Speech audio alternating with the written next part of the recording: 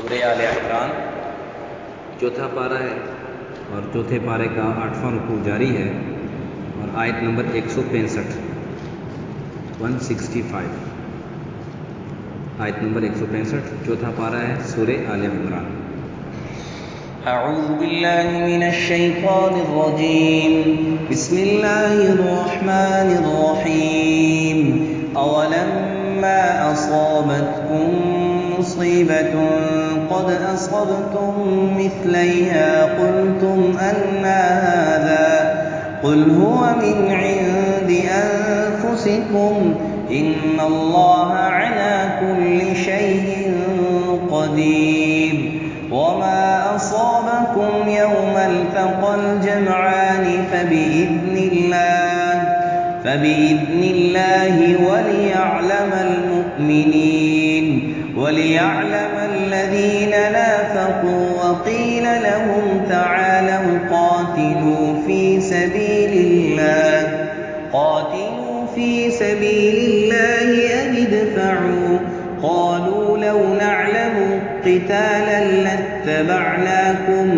هم للكفر يومئذ أقرب منهم للإيمان يقولون بأفواههم ما ليس في قلوبهم والله أعلم بما يكتمون صدق الله العظيم۔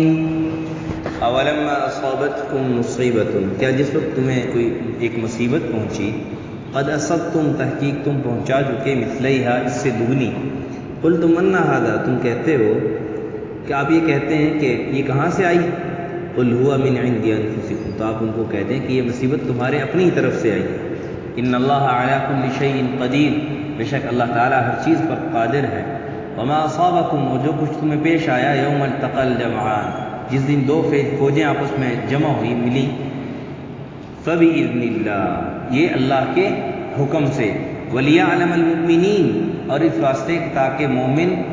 مومنوں کا ایمان معلوم کر لے ایمان والوں کو، ولیعلم الذین نافقوا اور تاکہ معلوم ہو کرے ان کو جو منافق تھے، وقیل لهم تعالوا اور ان سے کہا گیا کہ آؤ قاتلوا فی سبیل اللہ ہمارے ساتھ اللہ کے راستے میں لڑو، او ادفعوا یا دشمن کا دفاع کرو، دشمن سے ہماری دفاع کرو، قالوا تو وہ کہنے لگے لو نعلم اگر ہم کو معلوم ہوتا قتالا لڑائی ان لڑائی کا ڈھنگ اگر ہمیں معلوم ہوتا لاتبعناکم تو ہم ضرور تمہاری تابعداری کرتے تمہارے ساتھ رہتے، ہم للکفر یومئذ اس دن وہ لوگ کفر کے اقرب زیادہ قریب تھے منہم ان میں وہ سب للایمان ایمان کے بنسبت، یعنی اس وقت بنسبت ایمان کے وہ کفر کے زیادہ قریب تھے جب منافق یہ بات کر رہے تھے کہ ہمیں اگر قتال کا طریقہ ڈھنگ معلوم ہوتا تو ہم تمہارے ساتھ ہوتے۔ یقولون بافواہہم وہ اپنے منہ سے وہ کہتے ہیں ما لیس فی قلوبہم جو ان کے دل میں نہیں ہے، زبان سے کچھ اور دل سے کچھ اور، واللہ اعلم بما یکتمون جو دل میں چھپا رہے ہیں وہ اللہ سب جانتا ہے، جو چھپا رہے ہیں وہ اللہ سب جانتا ہے۔ غزوہ احد کا قصہ چل رہا تھا، اس کا واقعہ چل رہا تھا، اس میں پھر مسلمانوں سے جو کوتاہی ہوئی اس بات کے بارے میں تنبیہات، پھر مسلمانوں کو ترغیب کہ تم پر جو اللہ کی مدد ہے یہ تمہارے لیے جو ہے نا وہ زیادہ تمہیں مقدم رکھنی چاہیے کہ ہمارے ساتھ اللہ کی مدد ہو، اور اس پر مختلف قسم کی جو ہے نا وہ ترغیبات چلی۔ اس کے بعد پھر دوبارہ غزوہ احد ہی کی طرف بات لائی گئی اور اللہ تعالیٰ فرمایا کہ جب غزوہ احد میں تم کو کوئی نقصان پہنچا تو آپ بعض کہنے لگے کہ دیکھو ہم تو مسلمان ہیں اور اللہ کے راہ میں لڑ رہے ہیں، مجاہدین ہیں اور پکے سچے مسلمان بھی ہیں، اس کے باوجود ہمیں مصیبت پہنچی۔ طرح ہوتا ہے نا جب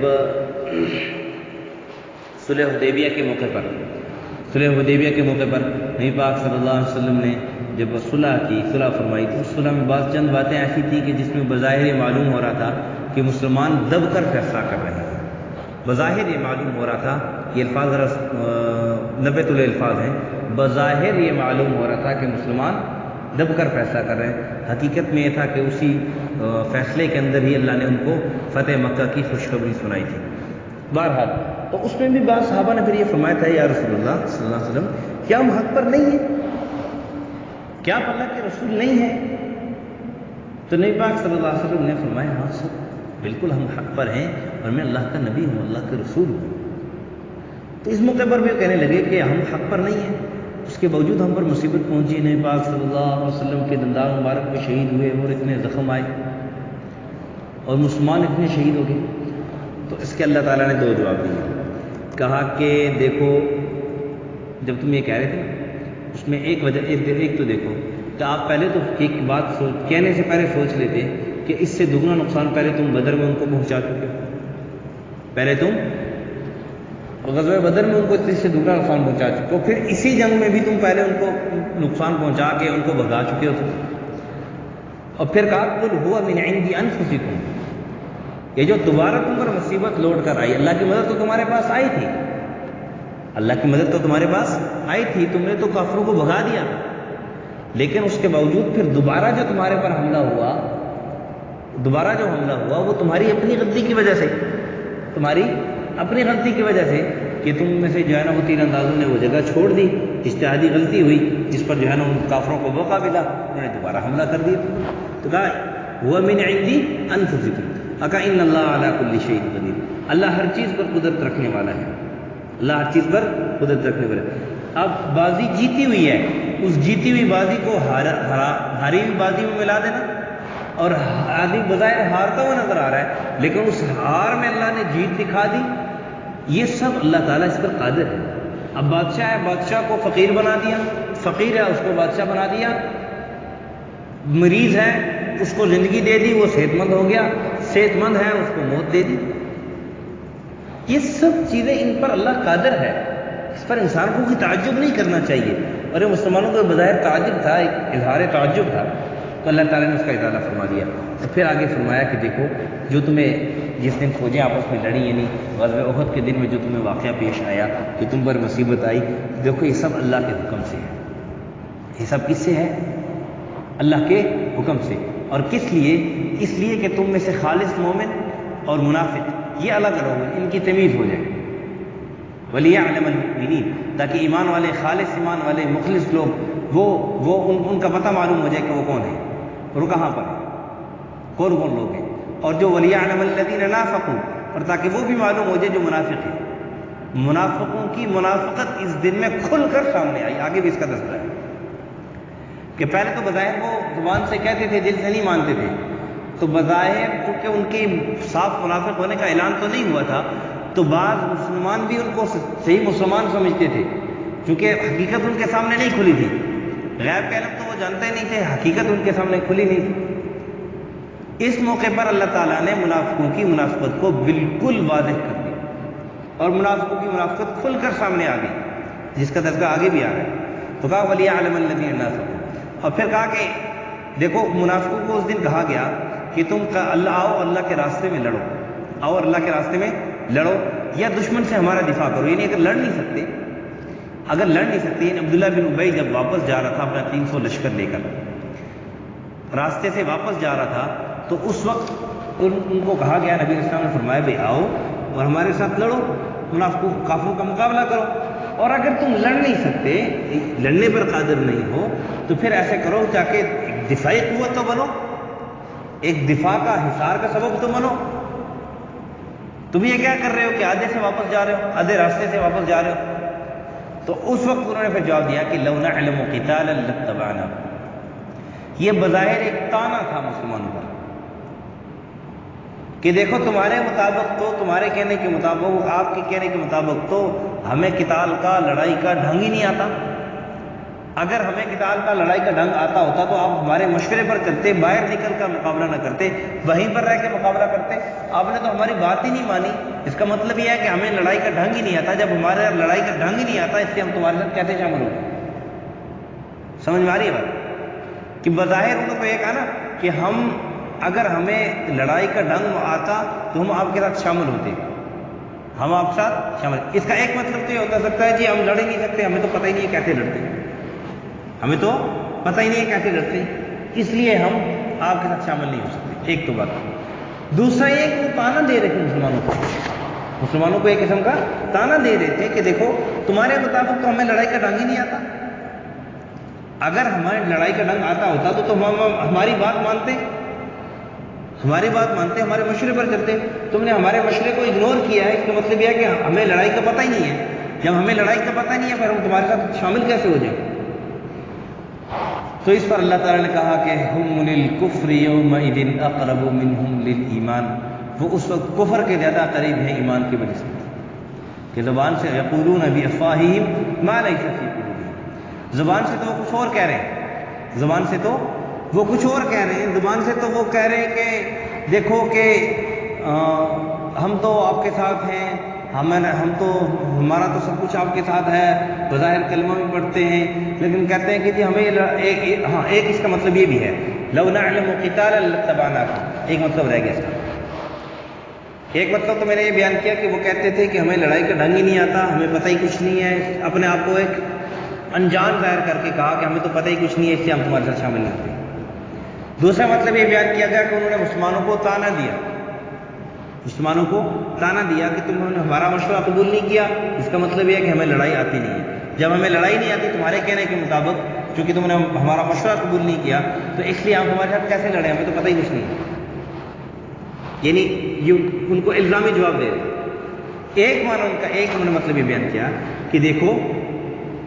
ہم تو اس کو لڑائی سمجھتے ہی نہیں، یہ بھی کوئی لڑائی ہوئی ہے کہ تم چند ایک مٹھی بھر آدمی ہو اور اس طرف اتنے زیادہ کافر ہیں، وہ تو چند سیکنڈوں میں تمہیں ختم کر دیں گے۔ لڑائی تو وہ ہوتی ہے جب مد مقابل دونوں فوجیں جو ہے وہ طاقتور ہوں، پھر لڑائی کا مزہ آتا ہے۔ تو یہ کیا لڑائی ہے؟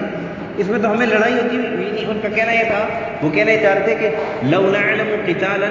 اگر ہمیں ایک لڑائی ہوتی ہوئی نظر آتی تو ہم تمہاری تابعداری، لاتبعناکم، ہم تمہاری تابعداری کرتے۔ ہمیں تو لڑائی ہوتی ہوئی نظر ہی نہیں آ رہی، کیونکہ لڑائی تب ہوتی ہے نا، لڑائی تب، اب دیکھیں نا، ایک طرف ایک بچہ ہے، ایک طرف ایک چھوٹا بچہ ہے اور دوسری طرف بڑا آدمی ہے۔ اب بندہ کہے جی ان دونوں کی لڑائی ہو رہی ہے، تو کہے جی تمہارا دماغ خراب ہے، ایک بچے کی بڑے سے کیسے لڑائی ہو رہی ہے؟ تو کہتے تھے کہ تم تھوڑے سے ہو، چند مٹھی بھر ہو، ساز و سامان بھی تمہارے پاس کوئی اتنا نہیں ہے، تو تم اتنے بڑے لشکر سے مقابلہ کر رہے ہو، لڑائی ہوتی ہوئی نظر ہی نہیں آ رہی ہمیں۔ تم نے تو یا تو ان کو دیکھتے ہی بھاگ جانا ہے، ہمیں بھی دلیل کرنا ہے، خود بھی ذلیل ہونا ہے، یا تو پھر جو ہے انہوں نے تمہیں چند سیکنڈوں میں جو ہے نا تمہارا قصہ تمام کر دینا۔ تو یہ تو کوئی لڑائی نہ ہوئی نا، لڑائی تو تب ہوتی ہے کہ جب دونوں طرف مقابلہ ہو، دونوں طرف فوجیں بھرپور ہوں، دونوں طرف سے جو ہے نا وہ ایک دوسرے کی جو ہے نا وہ مقابلہ کیا جائے، طاقتیں ہوں، تو دو طاقتیں آپس میں لڑیں، تب تو لڑائی ہوتی ہے، لڑائی بنتی ہوئی نظر آتی ہے۔ تو اگر تو ایسی طاقت تم ہوتے تو ہم تو ساتھ تمہارے ساتھ بھی ہوتے، تمہارے ساتھ بھی لڑتے ہم، لاتبعناکم، تو ہمیں تو کوئی ایسی چیز نظر ہی نہیں آ رہی۔ دوسری کہا کہ ہم للکفر یومئذ اقرب منہم للایمان، وہ باتیں کر رہے ہیں، مسلمانوں پر طعنے زنی کر رہے ہیں، مسلمانوں پر باتیں بنا رہے ہیں، ہیلے بہانے تراش رہے ہیں۔ کہا کہ ان کا یہ ہیلے بہانے تراشنا ان کے منافقت کو ظاہر کر رہا ہے، ان کی منافقت کو بالکل واضح کر رہا ہے کہ ان کی منافقت جیسے بڑے الفاظ ان کے کفر کو، اس وقت کفر کے زیادہ قریب ہے ایمان کی بنسبت، کہ ایمان تو ان کے پاس ہے ہی نہیں ہے۔ بظاہر تو ظاہری ایمان کی جو کہہ رہے تھے کہ ہمارے پاس، چونکہ دل میں تو ہے نہیں ہے نا، لیکن ظاہر میں جو ایمان کا دعویٰ کر رہے تھے، ان باتوں سے وہ دعویٰ بھی ان کا باطل ہو رہا ہے۔ ان کے اس فعل سے کہ عبداللہ بن ابی جو منافقوں کا سردار تھا، وہ ایک تو واپس آ رہا ہے، دوسرا اس قسم کی باتیں کر رہا ہے، جس سے ان کی دلی بات تو چھپی ہوئی تھی، وہ تو کوئی نہیں جانتا تھا، لیکن ظاہر میں جو ان کو مسلمان ایمان والا سمجھتے تھے، بظاہر دعویٰ جو کر رہے تھے، وہ ان کا باطل ہو رہا ہے، کیونکہ زبان سے یہ کفر کے ایسے الفاظ بک رہے ہیں، ایسے الفاظ بک رہے ہیں جو مسلمان دشمنی والے الفاظ ہیں۔ تو اللہ فرمانے ہم للکفر یومئذ اقرب منہم للایمان، کہ ان باتوں سے وہ کفر کے زیادہ قریب ہیں بنسبت ایمان کے۔ آقا یقولون بافواہہم ما لیس فی قلوبہم، اپنے منہ سے وہ کہتے ہیں جو ان کے دل میں نہیں ہے، ان کے دل میں نہیں ہے، دل میں ان کو پتہ ہے کہ لڑائی ہونی ہے اور مسلمان حق پر ہیں اور مسلمانوں کے ساتھ اللہ کی مدد آئے گی، دل میں تو یہ جانتے ہیں، سب کچھ ان کو پتہ ہے، اور دل میں یہ پتہ ہے ان کو کہ مسلمان برحق ہے۔ نبی اکرم صلی اللہ علیہ وسلم جو نبوت کا دعویٰ فرما رہے ہیں، یہ بالکل برحق، حق، سچ ہے، کوئی اس کے اندر جھوٹ نہیں ہے، کوئی اس کے اندر شک والی بات نہیں ہے۔ جو قرآن کی آیات ہمارے سامنے تلاوت کر رہے ہیں، یتلو علیہم آیاتہ ویزکیہم، نبی اپنا جو منصب ہے، اپنا جو کام ہے وہ کر رہے ہیں، یہ بالکل ٹھیک اور برحق ہے، اور یہ بھی جانتے ہیں کہ چونکہ نبی نے اس فیصلے کی تائید کی ہے کہ باہر نکل کر جنگ کرنا یہ ہمارے ہاتھ میں بہتر ہے، یہ بھی جانتے ہیں کہ یہ بھی بالکل ٹھیک ہے کہ نبی کبھی ناحق فیصلہ نہیں کرتا ہے، کبھی ناحق فیصلہ نہیں کرتا ہے، اس لیے وہ جانتے تھے سب کچھ، لیکن اس کے باوجود زبان سے اس کو ناحق کہتے تھے۔ یقولون بافواہہم ما لیس فی قلوبہم، اور یہ منافقت کی نشانی ہے، منافقت کی نشانی ہے۔ بظاہر منہ پر تو ہم جی جاں کر رہے ہو اور دل میں جو ہے نا وہ آگ بگولا ہو رہا ہے، یہ منافقت کی نشانی ہے۔ اس لیے ہمیشہ دل میں جو بات ہو بالکل صاف صاف بات کہہ دینی چاہیے، صاف صاف بات کہہ دینی۔ میں نے پہلے بھی کسی موقع پر عرض کیا تھا کہ دیکھو انسان کے دل کے اندر جب اللہ کا خوف ہوتا ہے نا، اللہ کا خوف، تو پھر حق بیان کرنے سے کبھی نہیں ڈرتا، لیکن جب دل کے اندر اللہ کا خوف نہیں ہوتا تو پھر اللہ مختلف چھوٹی چھوٹی چیزوں کے خوف دل میں ڈال دیتا ہے۔ پھر کیا ہوتا ہے، اللہ کا خوف تو چونکہ ہے نہیں ہے، ہزاروں چیزوں کا خوف اس کے دل میں آ جاتا ہے، پھر ہر وقت ڈرتا ہی رہتا ہے، ڈرتا ہی رہتا ہے، وہ یہ نہ ہو جائے، کہیں یہ نہ ہو جائے، کہیں یہ نہ ہو جائے، تو پتہ نہیں اب کیا ہو جائے گا، پتہ نہیں اب کیا ہو جائے گا، اسی غم میں ہر وقت مبتلا رہتا ہے، یہاں تک کہ حتی یأتی الموت، اس کو موت آ جاتی ہے، اس کی زندگی تمام ہو جاتی ہے، اسی کرتے میں اس کو موت آ جاتی ہے۔ اس لیے دل کے اندر صرف اللہ کا خوف رکھو، دل کے اندر کس کا خوف رکھو؟ صرف اللہ کا خوف ہونا چاہیے۔ جب یہ ہوگا تو پھر انسان حق اور سچ بات بیان کرنے میں اس کو کوئی چیز مانے نہیں ہوگی۔ کیوں؟ کہ میں اللہ کی بات بیان کر رہا ہوں، اللہ کے رسول صلی اللہ علیہ وسلم کی بات بیان کر رہا ہوں، سچ بات بیان کر رہا ہوں۔ جب سچ ہے اور سچ اللہ سچ بول رہا ہے، ومن اصدق من اللہ قیلا، اور سچا بندہ اللہ کو پسند بھی ہے، اور پھر اللہ کے حبیب صلی اللہ علیہ وسلم نے فرمایا الصدق ینجی، سچ نجات دلاتا ہے۔ مسلمان کہتا ہے جھوٹ بول لو جان چھڑا لو، اللہ کے حبیب فرماتے ہیں الصدق ینجی، سچ نجات دلاتا ہے، والکذب یہلک، جھوٹ ہلاک کرتا ہے۔ مسلمان کیا کہتا ہے؟ جھوٹ بول کے جان چھڑا لینا، بہانہ کر کے جان چھڑا لینا، نہ جھوٹ بول کے بظاہر تم جان چھڑا نہیں رہے، اپنی جان اور عذاب میں ڈال، جھوٹ بول کے ابھی تم نجات نہیں پا رہے، بلکہ ہمیشہ کے لیے ہلاکت میں اپنے آپ کو ڈال۔ اس لیے کہا یقولون بافواہہم ما لیس، جو دل کی سچی بات ہو وہ زبان پر کہہ دینی چاہیے، وہ زبان پر کہہ دینی چاہیے، اور ایسا بندہ اللہ کو پسند بھی ہے۔ اور پھر کہا واللہ اعلم بما یکتمون، جو انسان جو چھپا رہے دلوں میں وہ سب اللہ جانتا ہے،